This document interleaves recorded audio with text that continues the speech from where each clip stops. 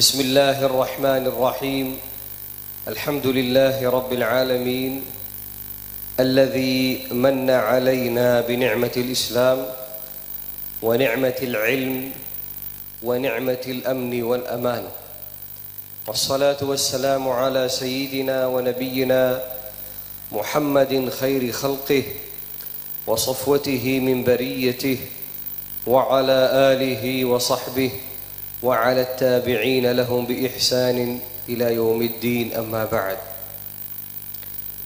حضرة المكرم فضيلة الشيخ عبد الله خان مربي معهد العزيزية، حضرة المكرمين المشايخ الحاضرين في هذه الليلة، حضرة المكرمين الطلاب والضيوف،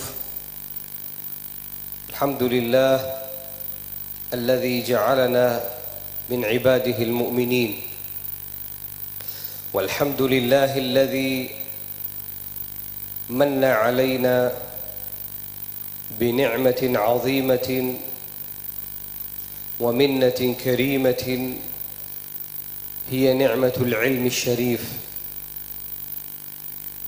ففي هذه الليلة نحتفل بحفلة الامتحان ونجاح الطلاب الناجحين في معهد العزيزية المبارك. إنها مناسبة سعيدة تفرح القلوب، تفرح الأساتذة والطلاب وأولياء الأمور. كلنا في هذه الليلة فرحون مستبشرون بهذه المناسبة الكريمة.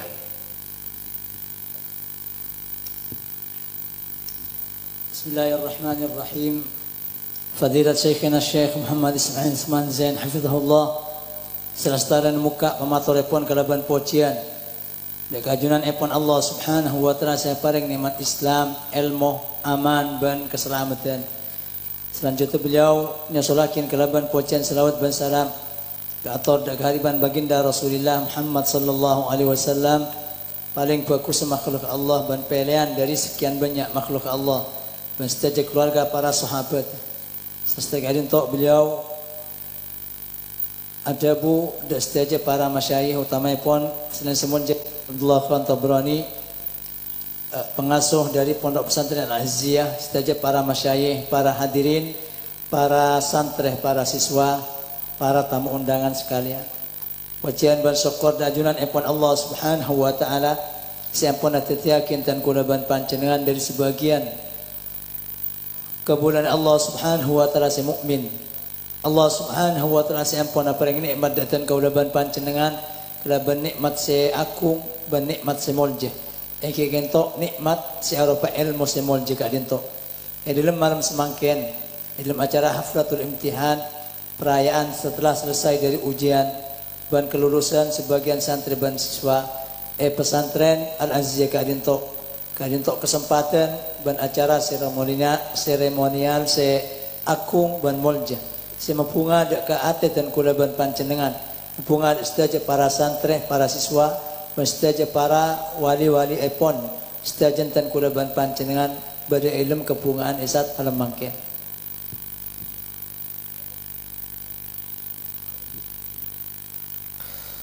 Wa inna at-talib هو محور هذه الأمور كلها. الشيخ والمعهد والأب والأم والضيوف كلهم في هذه الليلة، كلنا في هذه الليلة محتفلون بهؤلاء الطلاب وهؤلاء الطالبات. فالطالب طالب العلم الشريف أكرمه الله عز وجل بهذه النعمة العظيمة، وجعل الكل يتمنون نجاحه وسعادته. فالأساتذة والمشايخ يربون ويعلمون، والوالدان يربيان ويعلمان، والضيوف يفرحون في هذه الليلة، كل ذلك متوجه إلى الطلاب.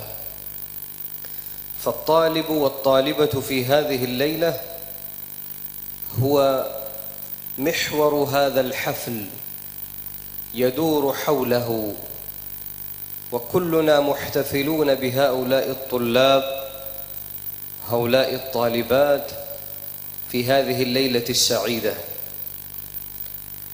وكلنا أمل ورجاء في الله سبحانه وتعالى أن يمن على هؤلاء الطلاب وعلى هؤلاء الطالبات بالعلم النافع والعمل الصالح، حتى يكبروا ويكونوا خير خلف لخير سلف. فإنه لا يحب أحد أن يكون غيره أفضل منه وأحسن منه إلا الوالدان والمشايخ. الأبوان يحبان أن يكون ولدهما أحسن منهما،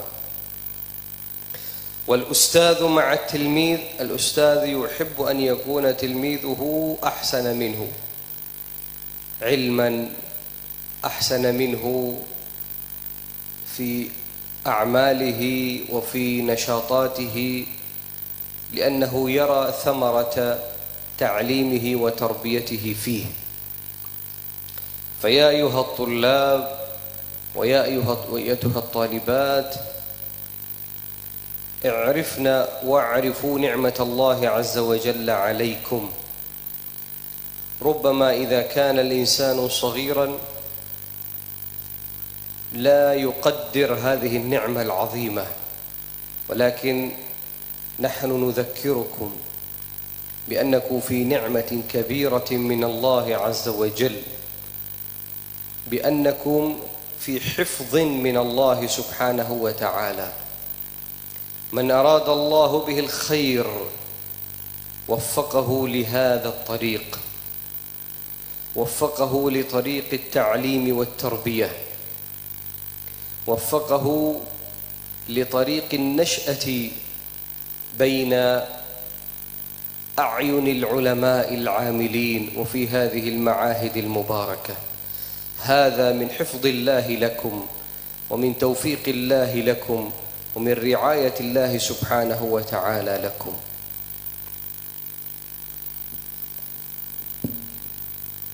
Ben perlu ayamutin bahwa santri ben pelajar saat melemangkan gadinto teti pusat ben tujuan utama badan perayaan malam mangken kita laksanakan bersama. Setiap perkara yang pun kita laksanakan, pusat ben tujuan kento santri ben para pelajar, para guru, para masyayikh, ben juga para wali, bapak ben epuna para santri juga, bahkan setiap tamu ben undangan esat mangken kadinto setiapna alaksanakan perayaan emal mangken tantono setiap berpusat ben bertujuan keangkui nampakin kepungan dek para santri sikadinto tempat.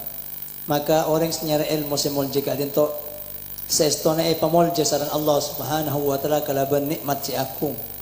Bahkan kadinto setung bukti kati panapa dan kula ban pancenan iparing semangat sareng Allah Subhanahu wa taala kan kuy akumpul emal mangken semata-mata untuk mereka sebelajar kadinto tempat. Bahkan dan kula ban pancenan benes kumpul tapi juga ngarep kati panapa setiap santri ban belajar kadinto tempat bisa mencapai kesuksesan. Maka setiap para asatid, para masyayikh, para orang sepuh si ampun atarbiyah ban adidik, para santri potra-potrin kadinto tempat setiajan kadinto apusat emal mangken ban atau cuan dek kepotran masing-masing. Bahkan tan kula ban pancenan si hadir yundan kadinto aleng-leng keangku juga berpusat ban bertujuan utama dek setiaja para santri kadinto tempat. Bahkan tan kula kapi pancenan dengan aise semangat dan aise pengarap, aise doa dek Allah Subhanahu wa taala. Mantar Allah Subhanahu wa taala nyampurna akina paparing siapun ditampakin emal mangken setiaja para santri sebekal aropa ilmu si manfaat. ban amal sebagus sampai sedajan kadin tok bisa memasuki bekto kedewasaan ban bekto sesepo dalam sebagai paling bagus kan teh atas sedaja orang sepo ban para guruna ban bisa ikoningen betan kula ban pancenan bahwa tada situng manos sekentok setero lebih bagus setero orang lain lebih bagus dari abang kecuali dua golongan kata orang sepo ban para guru maka sedaja orang sepo senang manabi menengalen potong lebih bagus etempeng abang dan dikejukan para guru, para ulama, para masyayikh, para asatidz tantona juga ngarep dan senang manabi nengalen anak didik kita lebih bagus dalam segi ilmu, lebih bagus dalam segi kegiatan, lebih banyak dalam segi manfaat. Anak penikah karena orang sepuh dan para pengajar, para masyayikh, para asatidz kadinto manabi anak didik kadinto sukses, maka mereka melihat keberhasilan buah dari usaha nak dinto dalam anak-anak ban santri-santri sukses. Maka semakin dan kulang nyempatakin setuju para santri ngemot. Ketahuan nikmat saya paringi Allah Subhanahu wa taala dak panjenengan semakin. Ada oleh nikmat ingat sampean semakin para santri. Dadi pusat perhatian guruna, dadi pusat perhatian ring sepon, dadi pusat perhatian setuju undangan si hadir ka dinto tempat. Bisa jadi panjenengan saya dalam masa-masa belajar dan masa-masa kene saat makin tak rasa nikmat kadinto tapi tuan kula sebagai tuan kula mengemo tidak sedajana para santri kadinto tempat bahwa panjenengan termasuk orang-orang sejaga bi Allah paring taufik dan kekuatan sareng Allah Subhanahu wa taala termasuk orang-orang seikasokeun bagus sareng Allah Subhanahu wa taala sebab pesera saos seikasokeun bagus sareng Allah Subhanahu wa taala maka berkembang dak jalan panjenengan saat melemangkan kadinto jalan ilmu jalan pendidikan bencana tombu dalam awasan orang sepo dan para ulama. Ya kebanyak kula bi sampean bisa ninggalin luar setero nikmat kadinto tapi lo pak. Sareng Allah Subhanahu wa taala.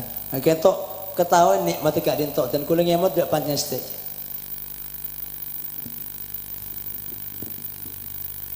Walhamdulillah فإننا نرى في هذه البلاد بلاد إندونيسيا الإسلامية قبولا وتوجها من الناس إلى حب العلم والتسجيل في المعاهد الإسلامية والاجتهاد والافتخار أيضا بأنه تلميذ وطالب في هذه المعاهد. هذه خصوصية من الله عز وجل لكم وهذا الأمر يتنافس فيه المؤمنون لأنه من الخير والله عز وجل جعلنا نتنافس في الخير. المؤمنون يتنافسون في الخيرات ويسارعون في الخيرات ويسابقون في الخيرات. هذه النعمة على هذه البلاد من الله سبحانه وتعالى تجعلنا نطمئن ونفرح لأن نعمة الله عز وجل بالعلم وبالتربية وبالأخلاق وبالشريعة سبب لحصول الخير، سبب لحصول الأمن، سبب لحصول الرزق والبركة في الرزق، سبب لحصول الذرية الصالحة، سبب لوجود الألفة والمحبة والأخوة. إنها نعمة عظيمة وأمر مهم يجب أن نتمسك به ويجب أن نحافظ عليه، ويجب أن لا نستمع أبداً إلى أي عدو من أعداء الإسلام أياً كان الذي يريد أن يمحو ويبطل هذه المعاهد وهذه المدارس الإسلامية. إنها خصوصية ونعمة من الله سبحانه وتعالى.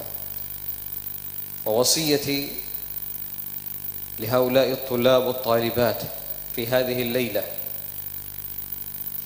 أن يفكروا دائما بأن عليهم مسؤولية عظيمة إذا كبروا وتخرجوا من هذه المعاهد.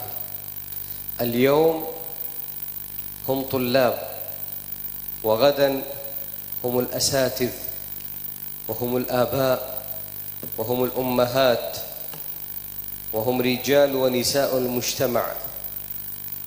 اليوم هم في مصاف الدراسة، وغدا وقريبا في مصاف التعليم والعمل. فكلما كان الطالب والطالبة في هذه المرحلة محافظا على نفسه، محافظا على وقته، محافظا على علمه، كلما كان ناجحا بعد أن يتخرج وبعد أن يكون ممن عليهم المسؤولية في هذه الحياة. كلما كان الطالب صبورا على العلم، كلما كان تعبا على تربية نفسه وتعليم نفسه، كان مرتاحا بعد ذلك عندما يكبر، لأن عاقبة النجاح وعاقبة التعب وعاقبة الاجتهاد وعاقبة الصبر دائما محمودة. وأما إذا كان الطالب مضيعا لأوقاته الآن، مضيعا لدروسه، مضيعا لواجباته، فبعد أن يتخرج يتمنى أن يعود مرة أخرى إلى مصاف الدراسة، ولكن لا يمكن، فإنه قد انتقل إلى مرحلة أخرى. فوصيتي لكم أيها الطلاب والطالبات أن تعلموا أنكم الآن في بناء أنفسكم، كل سيرى نفسه بحسب ما يبني، من عمل صالحا فلنفسه ومن أساء فعليها. كل واحد بحسب ما يبني لنفسه وبحسب ما يبني لمستقبله يجنيه غدا ويحصله غدا بإذن الله سبحانه وتعالى، والحمد لله رب العالمين. Ben wajiban syukur dajunan ipun Allah Subhanahu wa taala dan kulen yang ngelen negara kak dinto negeri kak dinto, negeri Indonesia kak dinto bada semacam penerimaan bencukan semangat setampak dari masyarakat keangkui lebur dak ke ilmu, keangkui agabung masuk pada daftar, bahkan bangga dengan lembaga pendidikan akati pesantren-pesantren Islamia se ampun maklum datan kula ban pancen sedaya. Para teritan kak dintok keistimewaan dari Allah Subhanahu wa taala dak pancen sedaya selaku masyarakat kak dintok. Ban dalam masalah kak dintok, dalam masalah bangga cukan lebur keangkui selalu semak dak para ulama dak majlis taklim ban semacam kak dintok perlombaan silakan yang jurakin sareng Allah Subhanahu wa taala orang mukminin.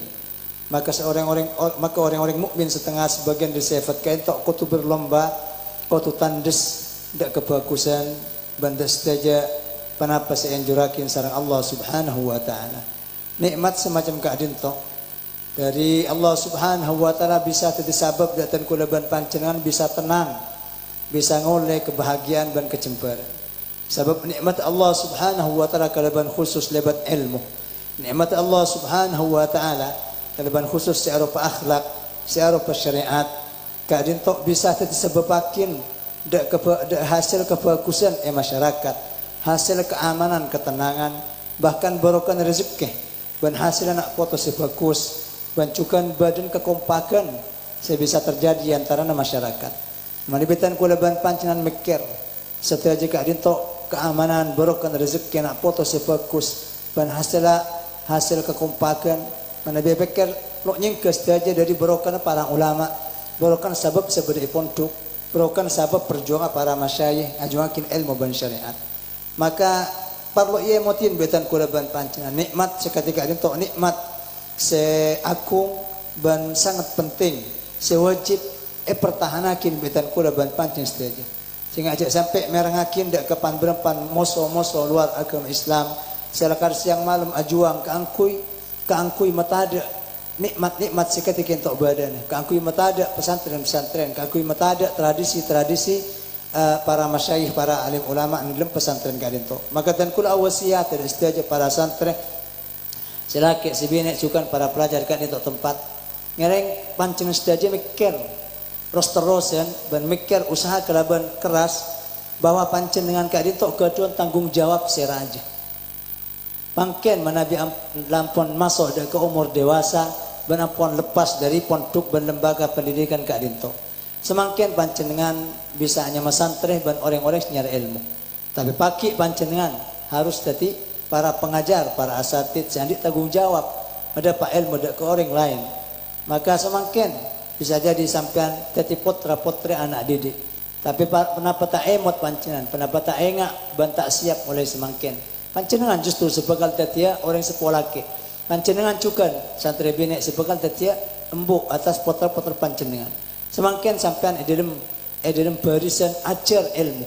Tapi pagi sampun keluar dan ampun dapat di umur dewasa pancenengan seharusnya dalam barisan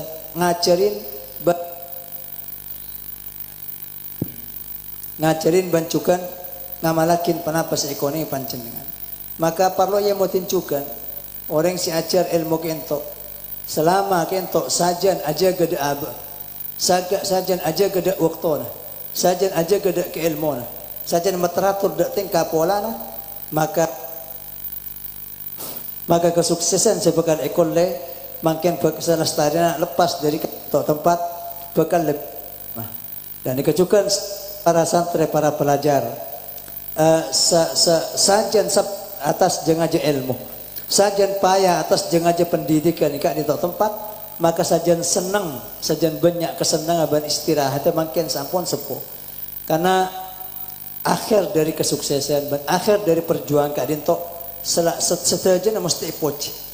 Maka dan dikejukan sebaliknya mana ibadah santri pelajar kan itu tempat sajan enteng dak waktu, sajan enteng dak ke abang, sajan enteng dak ke ilmu dan sajan enteng dak ke pendidikan itu tempat maka seterusnya kekastaan kadin tok bakal pangkih nang dalam batin tibi. Bahkan berapa banyak para orang-orang yang pun lepas dan keluar dari lembaga pendidikan terus belia boleh, tetapi santri boleh, terus tetapi pelajar boleh. Tapi lo mungkin ampun karena kentok waktu ampun telat. Maka wasiat dan kuda setuju para santri, para pelajar kan itu tempat sampai semakin dalam rangka abina dan abangun abang sampian. Ben sampian tibi makin sebekal dengan hasil bangunan emal makin kan itu. Hasil bangun banyak orang lain. Pertama si nengelen deka hasil pancenengan kayak itu pancenengan tibi. Pak Allah Subhanahu Wa Taala ada beberapa orang yang amalakin kelaban amal bagus maka akan untuk abang tibi. Beberapa orang yang amalakin kelaman amal coba maka juga bahaya ada tibi. Maka itu wasiat berpenyon deka Allah Subhanahu Wa Taala alarmantar Allah Subhanahu Wa Taala mensampurna pembangunan dan pendidikan sebarin para santri para mahasiswa di tempat amin. بسم الله الرحمن الرحيم الحمد لله رب العالمين صلى الله وسلم وبارك على سيدنا ونبينا محمد وعلى آله وصحبه أجمعين ولا حول ولا قوة إلا بالله العلي العظيم اللهم اجعل جمعنا هذا جمعا مرحوما اللهم اجعل جمعنا هذا جمعا مرحوما وتفرقنا من بعده تفرقا مباركا معصوما اللهم لا تدع فينا ولا منا ولا معنا شقيا أو مطرودا أو محروما يا رب العالمين اللهم افتح علينا وعلى هؤلاء الطلاب والطالبات فتوح العارفين اللهم افتح علينا وعليهم فتوح العارفين اللهم اجعلنا وإياهم من أهل العلم والعمل يا رب العالمين اللهم نسألك العفو والعافية والمعافاة الدائمة في الدين والدنيا والآخرة اللهم بارك في هذا المعهد العزيزية اللهم بارك في هذا المعهد العزيزية اللهم بارك في شيخه وفي طلابهم وأحبابهم ومريديهم وأولادهم والحاضرين أجمعين يا رب العالمين يا أرحم الراحمين. اللهم فرح هؤلاء الطلاب والطالبات وأولياء أمورهم، اللهم فرحهم بكل خير، واجعل ذريتهم ذرية صالحة مباركة نافعة يا رب العالمين. اللهم اجعل هؤلاء الطلاب والطالبات خير خلف لخير سلف، واجعلهم يا الله من الصالحين والصالحات، واجعلهم من الذين يدعون لوالديهم، واجعلهم من أهل الأخلاق والعلم والتربية والاجتهاد يا رب العالمين، واجعلهم في ميزان حسنات والديهم وحسنات مشايخهم يا أرحم الراحمين. اللهم أدم الأمن والأمان والسلامة والإسلام على هذه البلاد، بلاد إندونيسيا الإسلامية، وعلى بلاد الحرمين الشريفين، وعلى جميع بلاد الإسلام والمسلمين يا رب العالمين يا أرحم الراحمين. اللهم اغفر ذنوبنا واستر عيوبنا واشرح صدورنا واقض حاجاتنا. اللهم لا تخيب رجانا ولا تقطع آمالنا يا أرحم الراحمين. سبحان ربك رب العزة عما يصفون، وسلام على المرسلين، والحمد